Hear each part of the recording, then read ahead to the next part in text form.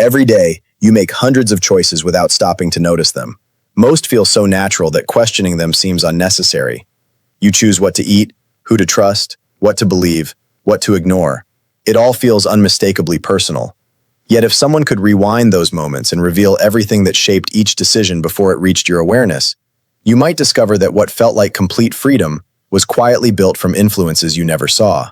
That's the strange thing about control. We usually picture it as something obvious, a command, a law, a warning, a visible hand pushing us in one direction. Real life is rarely that direct. The forces that shape us don't usually announce themselves. They become part of the scenery. They hide inside routines so ordinary that they disappear from conscious thought. And once something becomes ordinary, the mind often mistakes it for something it chose on its own. Consider a decision you made this morning. Perhaps you reached for coffee instead of tea. Maybe you opened one app before another. Perhaps you walked the same route you always do, without wondering whether another path even existed. None of those moments felt important, but that is precisely why they deserve attention. The choices that quietly define our lives are rarely the dramatic ones. They are the small decisions repeated so often that they slowly become the architecture of who we are. Our brains were never designed to examine every choice from the ground up. If they did, ordinary life would become impossibly slow. Instead, the brain constantly searches for patterns. It asks a simple question over and over again. Have I seen something like this before? If the answer is yes, it often responds before conscious thought has fully caught up. That ability allows us to navigate the world efficiently. But it also means yesterday's experiences quietly become tomorrow's decisions. This isn't a flaw in human thinking. It's one of the reasons our species has survived. Recognizing familiar faces, remembering dangerous places, and repeating successful behaviors all gave our ancestors a powerful advantage. The brain evolved to save energy whenever it could. The less effort a decision requires, the more attention remains for something unexpected. Yet hidden inside that remarkable efficiency is a quiet trade-off. Every shortcut that helps us move faster also creates an opportunity for something else to guide the direction of our thinking. One of the quietest influences on any decision arrives long before the decision itself. It arrives in the form of attention. Before you can choose between two ideas, your mind has to notice that those ideas exist. That may sound almost too simple to matter, yet attention is one of the most valuable resources you possess. Every second, your senses deliver far more information than your brain could possibly process. Without realizing it, your mind is already deciding what deserves a place in your awareness and what will pass by unnoticed forever. You may have experienced this without ever giving it a name. Someone mentions a book, and suddenly you notice it in a bookstore window. A friend buys a particular car, and within days that same model seems to appear at every traffic light. It can feel as though the world has quietly changed overnight. In reality, the world is much the same as it was yesterday. What changed was the filter through which you began to see it. Your attention shifted first. Your perception followed. That invisible filter is shaped by countless experiences collected over a lifetime. Every conversation you've had, every place you've visited, every success, every disappointment, they leave behind patterns. Not perfect memories, but expectations. When new information arrives, the brain doesn't begin from zero. It compares what it sees with what it has seen before, constantly asking, does this matter? More often than not, the answer comes long before we're aware that the question was ever asked. This is why two thoughtful people can witness the same event and honestly walk away believing they saw different things. Neither person is necessarily ignoring reality. Each is looking through a different collection of experiences, priorities, and expectations. Before opinions begin to separate, attention has already taken different paths. The disagreement we notice on the surface often started much deeper, at the quiet moment when two minds decided, without words, to pay attention to different parts of the same reality. If attention quietly decides what enters your mind, another question naturally follows. Who, or what, competes for that attention? The answer is larger than advertising, larger than technology, and larger than any single company or institution. For as long as human beings have lived together, there have been people, environments, traditions, and ideas all competing for one remarkably limited resource: the few moments in which a human mind decides what is worth noticing. And once something consistently earns your attention, it has taken the first step toward influencing your choices, even before you've made a single one. Attention has always been valuable. What's changed is that, For the first time in history, entire industries are built around earning it. Walk through a city, unlock your phone, open a browser, or glance at a screen in an elevator. Almost everything around you is competing for the same limited resource. Not because attention has become more important than it was before, but because it has become measurable. Every click, every pause, every scroll leaves behind a small clue about what captures your interest. Most of these systems aren't making decisions for you. They are making predictions about you. If you watched one video to the end, perhaps you'll watch another like it. If you stopped reading halfway through an article, perhaps something shorter will hold your attention.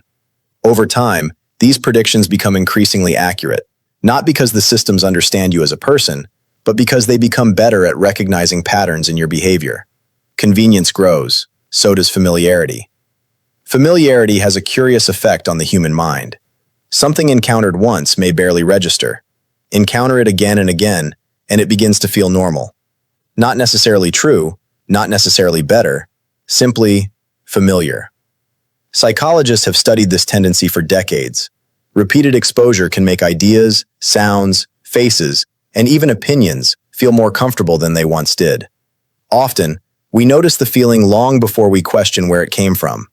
That doesn't mean people passively accept everything they see. Human beings are far more thoughtful than that. We question, compare, disagree, and change our minds.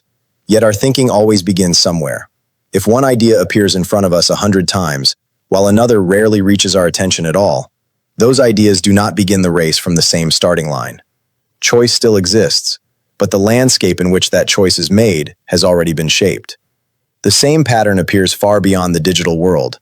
A restaurant places its most profitable meals where your eyes naturally fall.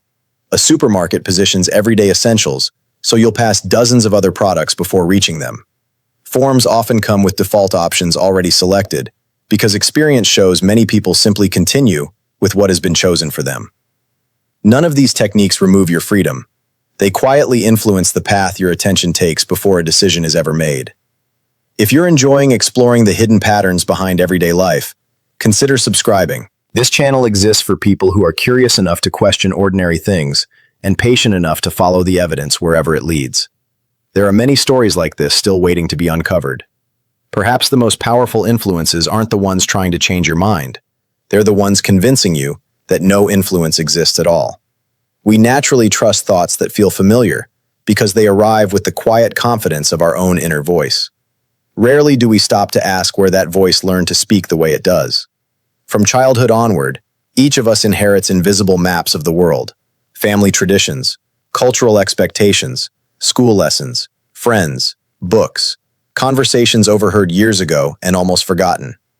None of these determines who we become, yet together they create the starting point from which every new experience is interpreted. Long before we consciously form beliefs, we inherit ways of seeing. This is why changing someone's mind is often so difficult. Facts alone rarely arrive in an empty space. They meet identities, memories, emotions, and years of accumulated experience.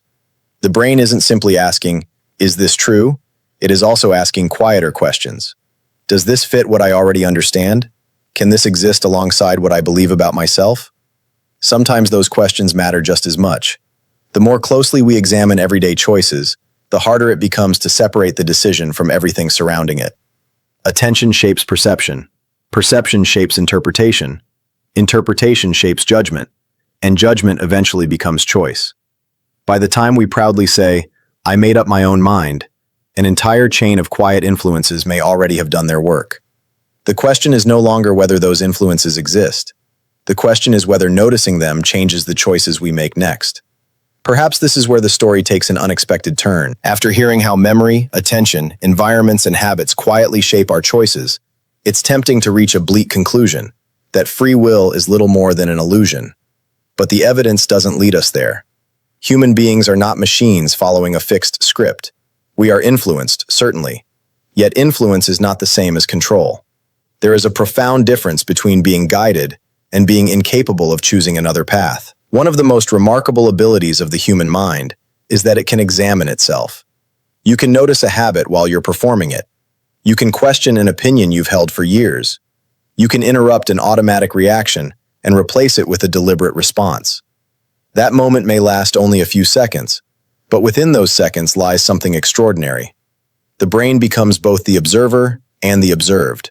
The pattern doesn't disappear, but for a brief moment, it becomes visible. Psychologists sometimes describe this as metacognition, the ability to think about our own thinking. It's one of the reasons people can learn from mistakes, challenge long-held assumptions, and gradually reshape their behavior over time. Real change rarely begins with dramatic revelations. More often, it begins with a quiet pause. A single moment in which someone asks, "Why did I choose that?" Not to judge themselves, but to understand the invisible path that led there. That question has echoed through philosophy for centuries. How much of who we are is inherited? How much is learned? And how much is genuinely chosen? There is no simple answer, and honest thinkers continue to debate it. But perhaps the more practical question isn't whether every choice is perfectly free. Perhaps it's whether awareness gives us a little more freedom than we had yesterday. Even a small increase in awareness can change the direction of a life built from thousands of ordinary decisions. Think about the people who seem unusually thoughtful. They aren't necessarily more intelligent than everyone else. Often, they simply create more space between impulse and action. They hesitate before accepting the obvious. They ask one more question. They become curious about their own certainty. That habit doesn't guarantee better decisions every time. It does something more valuable. It keeps the door open to seeing what others might overlook. And perhaps that's the quiet paradox at the heart of this entire story. The influences surrounding us never disappear. There will always be environments designed to guide attention, technologies built to predict behavior, and memories shaping perception from beneath awareness. The goal is not to escape influence completely. No human being can. The goal is to recognize that influence exists, because recognition changes the relationship we have with it. Every ordinary day offers small opportunities to practice that awareness. Before opening an app, ask what drew you there. Before dismissing an unfamiliar idea, wonder whether you're rejecting the idea or simply protecting a familiar pattern. Before calling a decision entirely your own, consider the countless experiences that quietly helped build it. These questions don't make life more complicated, they make it more conscious. In the end, the most powerful force shaping your choices may not be an algorithm, an advertisement, a habit, or even your past. It may be the stories you continue telling yourself about who you are. Those stories influence what you notice, what you expect, what you fear, and what you believe is possible. Change the story, and the same world can begin to look surprisingly different. Perhaps real freedom was never about making choices untouched by influence. Perhaps real freedom begins the moment you notice the influences before they quietly become your choices. Awareness doesn't remove every hidden force. It simply gives you the chance to meet them with open eyes instead of automatic reactions. Tomorrow morning, you'll make another ordinary decision. It may seem too small to matter, just another moment passing unnoticed. But every life is built from moments exactly like that. And somewhere between the choice you believe you made and the countless quiet forces that help shape it, lies one of the deepest questions a human being can ever ask. When I choose, who or what is choosing with me?